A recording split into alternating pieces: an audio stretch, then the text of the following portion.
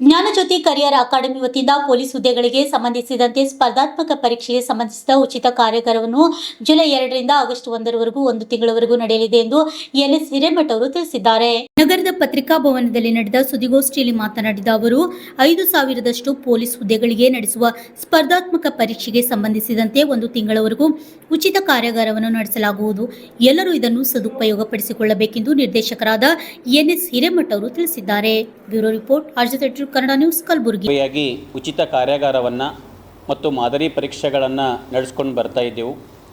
ಅದಕ್ಕಾಗಿ ಬಹಳ ದಿನಗಳ ನಂತರ ಮತ್ತೆ ಪೊಲೀಸ್ ಇಲಾಖೆಯಲ್ಲಿ ಹುದ್ದೆಗಳನ್ನು ಕಾಲ್ಫರ್ ಮಾಡಿದ್ದಕ್ಕಾಗಿ ದಿನಾಂಕ 2/7/2026ರಂದು ನಾವು ಒಂದು ಉಚಿತ ಕಾರ್ಯಾಗಾರವನ್ನು ಹಮ್ಮಿಕೊಂಡಿದ್ದು ಬೆಳಗ್ಗೆ 9 ಗಂಟೆಗೆ ಪ್ರಾರಂಭವಾಗುತ್ತದೆ.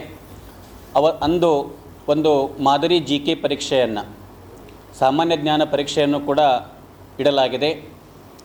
ಅದರ ನಂತರ 1 ತಿಂಗಳ ಪರ್ಯಂತರ ಆಗಸ್ಟ್ 2ನೇ ತಾರೀಕಿಗೆ ಸ್ಪರ್ಧಾತ್ಮಕ ಪರೀಕ್ಷೆಗಳೇ ಇರುವುದರಿಂದ ಅದರ ಪೂರ್ವಭಾವಿಯಾಗಿ 1 ತಿಂಗಳವರೆಗೆ ಎಲ್ಲ ಈಗಾಗಲೇ ಓದಿರುವಂತಹ ಪ್ರಿಪ್ರೇಷನ್ ಆಗಿರತಕ್ಕಂತಹ ಎಲ್ಲ ವಿದ್ಯಾರ್ಥಿಗಳು ಮತ್ತೊಮ್ಮೆ ಸಬ್ಜೆಕ್ಟ್ಗಳನ್ನು ಮೆಲುಕು ಹಾಕುವ ಉದ್ದೇಶವಿಟ್ಕೊಂಡು ರಿವಿಷನ್ ಕ್ಲಾಸ್ ವೈಸ್ ಅಂದರೆ ಬೇರೆ ಬೇರೆ ವಿಷಯಗಳನ್ನು ಅವರು ಈಗಾಗಲೇ ಅಧ್ಯಯನ ಮಾಡಿರುತ್ತಾರೆ.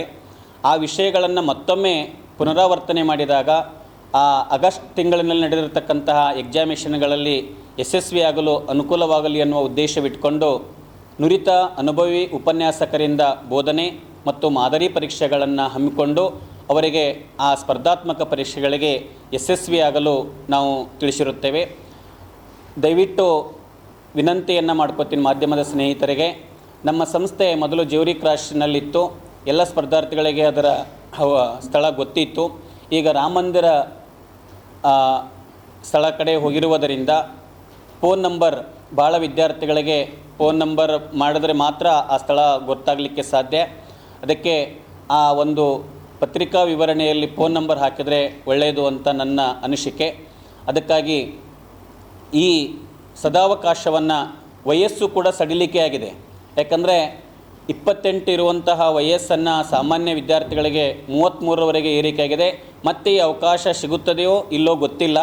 ಅದಕ್ಕಾಗಿ ಸ್ಪರ್ಧಾರ್ಥಿಗಳು ಈ ಸದಾವಕಾಶವನ್ನು ಪಡೆದುಕೊಂಡು ಈ ಪರೀಕ್ಷೆಗಳಲ್ಲಿ ಯಶಸ್ವಿ ಹೊಂದಿ ಒಂದು ಸರ್ಕಾರಿ ಹುದ್ದೆಯನ್ನು ಪಡ್ಕೋಬೇಕು ಅಂಥೇಳಿ ಅವರಲ್ಲಿ ವಿನಂತಿ ಮಾಡಿಕೊಳ್ತೀನಿ. ಧನ್ಯವಾದಗಳು.